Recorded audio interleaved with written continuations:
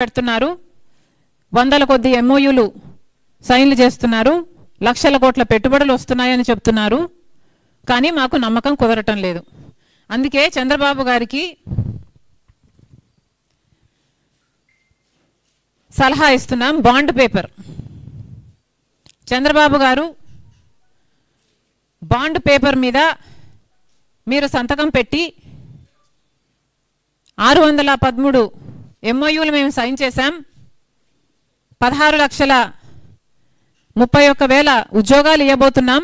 13,25,00,000 కోట్లు విలువ చేసే పెట్టుబడులు తీసుకొస్తున్నామని చంద్రబాబు గారు ఈ బాండ్ పేపర్ మీద ఆంధ్ర రాష్ట్ర ప్రజలకు సంతకం పెట్టి ఆయన చిత్తశుద్ధిని నిరూపించుకోగలరా? రాష్ట్రం 11 సంవత్సరాలుగా ఈ రాష్ట్రంలో అటు చంద్రబాబు గారైనా జగన్మోహన్ రెడ్డి గారైనా ముఖ్యమంత్రులుగా మోసం చేస్తూనే ఉన్నారు. ప్రత్యేక హోదా తెస్తామని మోసం చేయడం దగ్గర మొదలు పెడితే మన రాష్ట్రాన్ని లక్షల కోట్ల అప్పుల కుప్పల్లో ఇద్దరూ ముంచారు. పోలవరం 41 మీటర్లకే వాటర్ స్టోరేజ్ లెవెల్ను తగ్గిస్తే అదొక బ్యారేజ్గా లిఫ్ట్ ఇరిగేషన్ ప్రాజెక్టుగా మిగిలిపోతుంది అని తెలిసి కూడా అక్కడ మోసం మొదలు పెడితే విశాఖపట్నం స్టీల్ వరకు విశాఖ స్టీల్ని అదానికి ఇవ్వడానికి ఎన్ని కుతంత్రాలు, దాన్ని ఎన్ని రకాలుగా నష్టాల పాలు చేయాలో, ఒకవేళ సెయిల్లో విలీనం చేసినా లేకపోతే క్యాప్టివ్ మైన్స్ ఇచ్చినా అది లాభాల బాట పడుతుంది. కాబట్టి క్రమేణా దాన్ని కూనీ చేయటానికి, ఆంధ్ర రాష్ట్ర ప్రజలను మోసం చేయటానికి ఇద్దరూ పాల్పడ్డారు. ఇలా రాజధాని విషయం అయితేనేమి, లేక Kadapa steel factory public sector unit SAIL ద్వారా పబ్లిక్ సెక్టర్ యూనిట్గా ఒక స్టీల్ ఫ్యాక్టరీ నిర్మించాలి అన్నది మన విభజన హామీ అయితే, ఆ విషయంలో మోసం చేయడానికైనా ఏ విషయంలో అయినా ఇలా చంద్రబాబు గారు జగన్మోహన్ రెడ్డి గారు ఇద్దరు రాష్ట్ర ప్రజలని 11 సంవత్సరాలుగా మోసం చేస్తూనే ఉన్నారు. అందుకే చెప్తున్నాం సార్, మాకు నమ్మకం కుదరట్లేదు. మీరు సమిట్ పెట్టారు, ఇన్ని వందల ఉద్యోగాలు అన్నారు. 100 ఉద్యోగాలు, లక్షల కోట్లు విలువ చేసే పెట్టుబడులు, లక్షలు ఉద్యోగాలు. ఓహోహో, ఎన్ని మాటలు! ఇవేవైనా నిజరూపం దాలుస్తాయా? మాకు నమ్మకం లేదు. అందుకే అడుగుతున్నాం, చంద్రబాబు గారు ఈ బాండ్ పేపర్ మీద సంతకం పెట్టగలరా? ఈ సంతకం పెట్టగలిగితే ఆంధ్ర రాష్ట్ర ప్రజలు మిమ్మల్ని నమ్ముతారు. మీరు కూడా సంతకం పెట్టాము కాబట్టి ఇంకా చిత్తశుద్ధితో, ఇంకా మోటివేటెడ్గా పనిచేస్తారు కావచ్చు. కాబట్టి ఈ బాండ్ పేపర్ మీద చీఫ్ మినిస్టర్ గారు ఈ సమిట్కు సంబంధించి ఆంధ్ర రాష్ట్ర ప్రజలకి కమిట్మెంట్ ఇవ్వాలని, సంతకం పెట్టాలని కాంగ్రెస్ పార్టీ డిమాండ్ చేస్తుంది.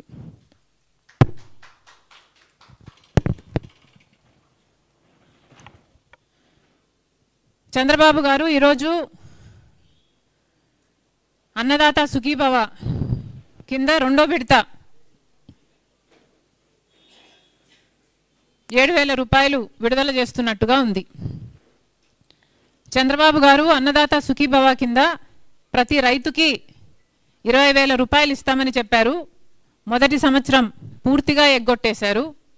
2వ సంవత్సరం కూడా కేంద్రంతో కలిపి ఇయ్యటానికి 14,000 రాష్ట్ర ప్రభుత్వం, 6,000 కేంద్ర ప్రభుత్వం ఇచ్చేటట్టుగా మొదటి విడత 46 లక్షల మందికి ఇచ్చారు. 2వ విడత ఇయ్యటానికి సిద్ధపడ్డారు. చంద్రబాబు గారికి గుర్తు చేస్తున్నాం, చంద్రబాబు గారు ఒకవేళ మీకు ఎలక్షన్లప్పుడు మీరు ఇచ్చిన మాట గుర్తు లేదేమో, మీరు స్వయంగా కేంద్రానికి సంబంధం లేకుండా రాష్ట్ర ప్రభుత్వమే 20,000 రూపాయలు ప్రతి రైతుకి ఇస్తుంది అని మీరు మాటిచ్చారు. మీరు మాట తప్పుతున్నారు. ఇప్పుడు కేంద్రంతో పిఎం కిసాన్ స్కీమ్తో దీన్ని ముడిపెట్టి మీరు ఇస్తున్నారు. కానీ ప్రజలు మాత్రం గమనిస్తున్నారు. రైతుల దగ్గరికి వెళ్ళి మీకు చంద్రబాబు గారు ఎంత ఇచ్చారు అని అడిగితే మొదట విడతలో కేవలం 5,000 వచ్చింది అని చెప్తున్నారు. అంటే ప్రజలకు అర్థమవుతుంది మీరెంత ఇస్తున్నారు, కేంద్రం ఎంత ఇస్తుంది అని. మీరు మాట నిలబెట్టుకున్న వాళ్ళు కావాలి అంటే మొత్తం 20,000 మీరే చెల్లించాలి. అదనంగా వచ్చేది రైతుకి కేంద్రం నుంచి అదనంగా రావాలి తప్పితే మీకు దానితో సంబంధం ఏమిటి అని రైతులు ప్రశ్నిస్తున్నారు.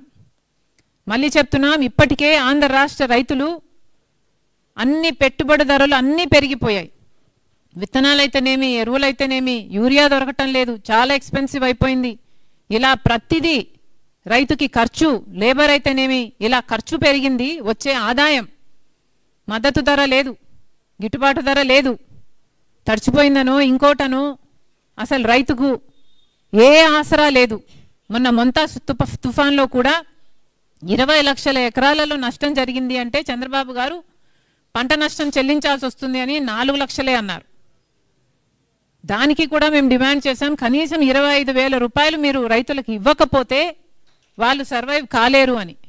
కానీ ఏమాత్రం పట్టించుకోలేదు. కేంద్ర బృందం వచ్చింది, హడావిడి చేసి వెళ్ళిపోయారు తప్పితే ఆ ఇన్సూరెన్స్, ఆ బీమా కూడా, ఆ నష్టపరిహారం కూడా వచ్చినట్టు లేదు. పంట బీమా ఎలాగో కట్టడం లేదు. రైతులు ఇప్పటికే చాలా ఇబ్బంది పడుతున్నారు. నిజానికి చెప్పాలంటే మీరు ఇచ్చే 5,000, 7,000 ఏ మూలకు సరిపోదు.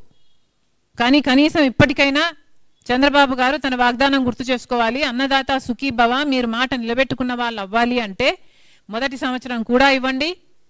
ప్రతి సంవత్సరం 20,000 రూపాయలు మీరు ఇచ్చినట్టుగా రైతులకు ఇవ్వాలని కాంగ్రెస్ పార్టీ డిమాండ్ చేస్తుంది.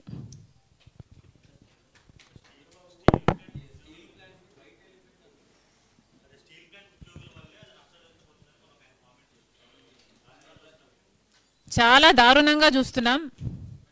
రాజశేఖర్ రెడ్డి గారు ఉన్నప్పుడు దీన్ని 20 మిలియన్ టన్నుల ప్లాంట్గా చేయడానికి ప్రణాళికలు చేశారు. మరి జగన్మోహన్ రెడ్డి గారైనా చంద్రబాబు గారైనా ఒక్క రకంగానైనా స్టీల్ ఫ్యాక్టరీని ఆదుకున్న వాళ్ళ? ఈరోజు ఇన్ని మాటలు అంటున్నారే, ఈ ఎంప్లాయీస్ కాదా స్టీల్ ఫ్యాక్టరీని ఇంతకాలం నిలబెట్టింది? 30,000 ఎంప్లాయీస్ ఒకప్పుడు ఉన్నారు, ఇప్పుడు సగానికి సగం తీసేశారు. అయినా కూడా వాళ్ళు ప్రొడక్షన్ చేస్తున్నారు.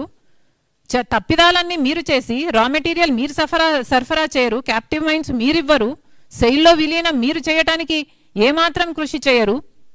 మొన్న క్యాప్టివ్ మైన్స్ ఇవ్వడానికి మిట్టల్ పక్కన స్టీల్ ఫ్యాక్టరీ ఉంటే ఆ మిట్టల్ స్టీల్ ఫ్యాక్టరీకి క్యాప్టివ్ మైన్స్ ఇవ్వడానికి తెలుగుదేశం పార్టీ ఎంపీలు అందరూ వెళ్ళి మినిస్టర్ని కలిసారే. మరి స్టీల్ ఫ్యాక్టరీకి అడగాలని మీకు అనిపించలేదా?